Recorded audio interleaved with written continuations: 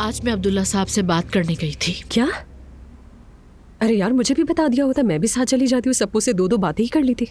Mummy तुम पर बिल्कुल सही गुस्सा होती है एलिफ। मजाक कर रही थी मैं, सीरियस मत हो तुम।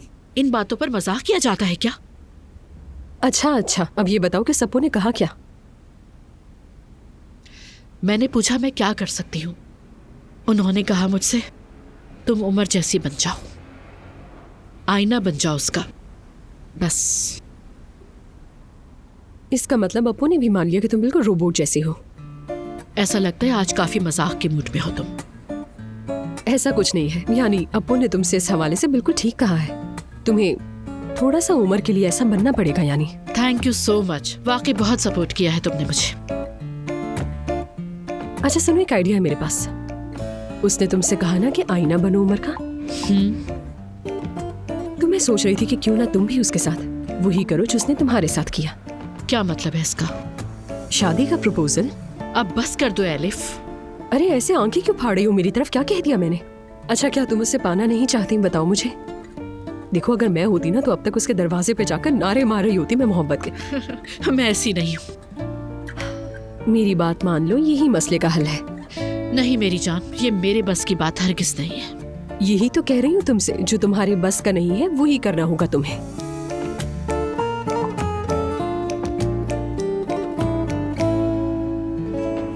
और कभी कभार तो 3-3 जगहों पर काम करना पड़ता था मुझे, एक जगह से दूसरी जगह। तुम्हारा शौहर काम नहीं करता क्या गुलशा? बिल्कुल नहीं सुमैया साहिबा, 1 नंबर का निकम्मा है वो।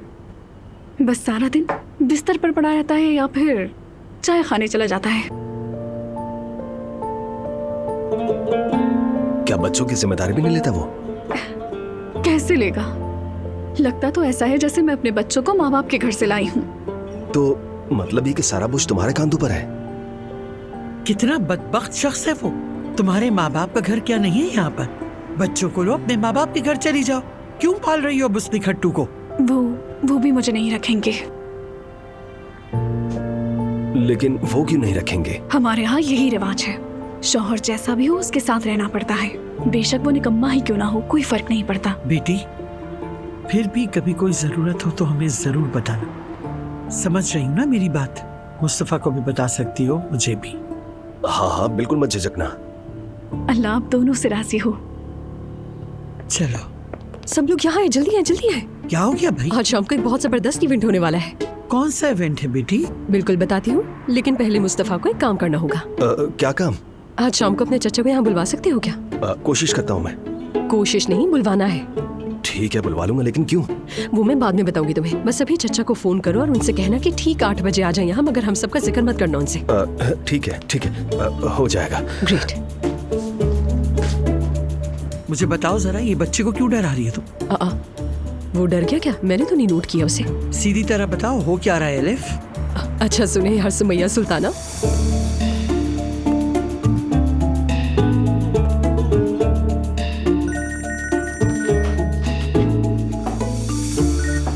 हेलो मुस्तफा।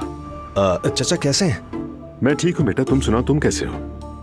आजकल तो तुम जैसे हमें भूल ही गए हो। कंपनी में भी नजर नहीं आते, कहाँ गायब हो? अरे नहीं चचा, सब याद है, बस थोड़ा सा मसरूफ था। कोई बात नहीं बेटा, मजाक कर रहा हूँ। तुम जैसे खुश हो वैसे रहा करो, हमें कोई मसला नहीं। अल्लाह आपको सलामत रखे, आपका साया हमारे सरों पर सलामत रहे। दरअसल आपसे एक बात करनी थी मुझे। हाँ सुन रहा हूँ। दरअसल बात ये थी कि क्या आप फ्री हैं तो आज शाम के बाद आप कैफे आ जाएंगे? ठीक है, कोई मसला तो नहीं है ना बेटा? वो मसला तो कोई नहीं चचा, दरअसल एक नया मेन्यू बनाया है, सोचा सबसे पहले आपको दिखा दूं। ठीक है, बहुत शुक्रिया मुस्तफा। तुम बुलाओ और मैं ना हूं, ऐसा हो सकता है? जी चचा, आपका बहुत बहुत शुक्रिया। आप बस वक्त का ख्याल रखिएगा, ठीक 8 बजे आ जाइएगा। ठीक है बेटा, आ जाऊंगा। चलो फिर मिलते हैं, थैंक्स। जी चचा, रखता हूं अभी।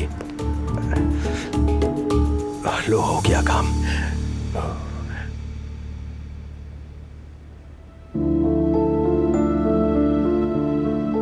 आप मुझे ये भी दिखाएंगे? जी जरूर। आमतौर पर ज्यादातर मजहबी घराने चांदी की अंगूठी पसंद करते हैं। क्या मतलब है? क्या सोने चांदी में भी फर्क होता है?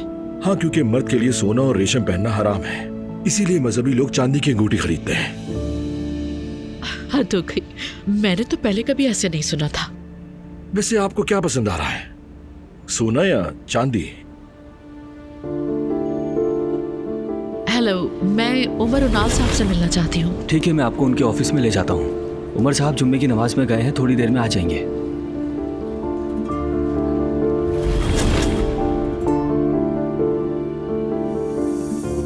मैं डर गई थी, बहुत डर गई थी। किस बात से डर गई हो मेरी जान? क्या तुम्हें लगता है कि मैं शादी के बाद तुम्हें कैद कर दूंगा, तुम्हारी आजादी छीन लूंगा? या तुम ये सोचती हो कि मैं चाहूंगा कि तुम सर पर दुपट्टा लो या पर्दा करो? अरे नहीं, जाहिर है ऐसा कैसे हो सकता है? अच्छा, तो फिर क्या है? उमर, तुम्हारे एक दोस्त ने आज एक टूरिस्ट की टेबल पे ड्रिंक देकर हंगामा खड़ा कर दिया था। ज़ैनब, यही तुम्हारी जिंदगी का असल इम्तिहान है। क्या मतलब तुम्हारा? कैसा इम्तिहान? मुहज़्ज़ब इंसान बनने का मतलब यही तो है कि हर किसी की राय का उतना ही एहतराम किया जाए जितना हम अपने लिए एक्सपेक्ट करते हैं। लेकिन तुम जैसे ही किसी को देखते हो जो तुम्हारी सोच के करीब नहीं होता, फौरन तलवार निकाल लेते हो उसके खिलाफ।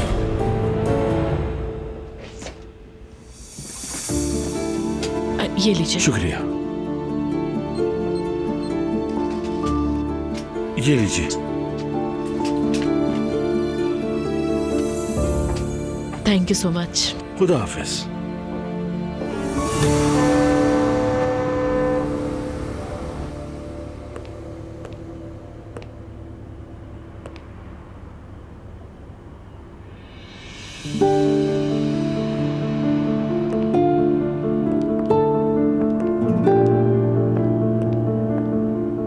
वेलकम उमर। ज़ैनब, तुम? हाँ, क्या हमेशा तुम ही सरप्राइज दोगे? तो सोचा आज क्यों ना मैं हैरान कर दूं।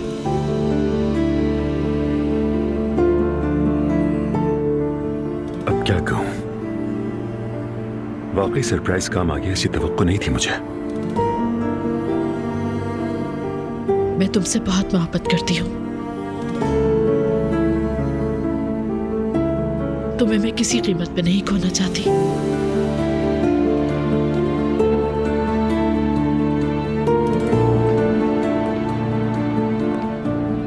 मानती हूँ कभी कभार सख्त और उसूलों की पक्की हो जाती हूँ मैं,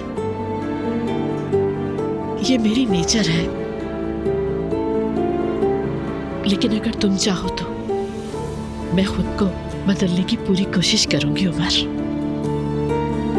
तुम जो कुछ हमारे लिए कर रहे हो उस पर मैं बहुत शुक्रगुजार हूं।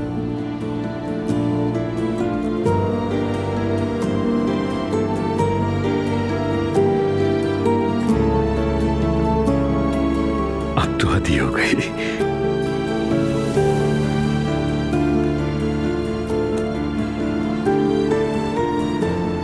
ये तुम ही कहते थे ना, अब तुम जो करोगे मैं भी वही करूंगी।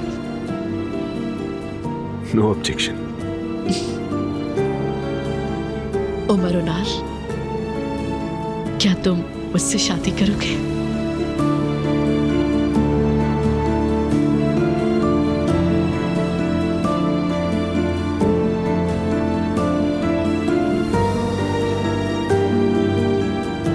लेकिन ये दो अंगूठियां? हाँ बिल्कुल, एक चांदी की और एक सोने की। तुम जैसे हो मैं तुम्हें वैसे ही कबूल करती हूँ। तुम जो अंगूठी चाहो मुंतखब कर लो।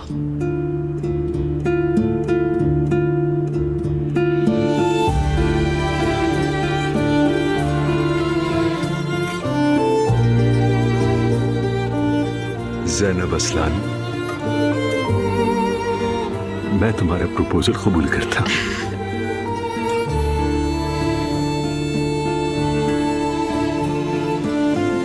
तो फिर हाँ, बताओ मुझे। हाँ, बिल्कुल हाँ।